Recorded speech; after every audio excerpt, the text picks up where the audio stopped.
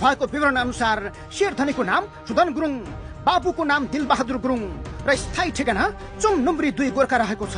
यो विवरण प्रधानमन्त्री कार्यालयमा उनले बुझाएको व्यक्तिगत विवरणसँग हुबहु मेल खान्छ।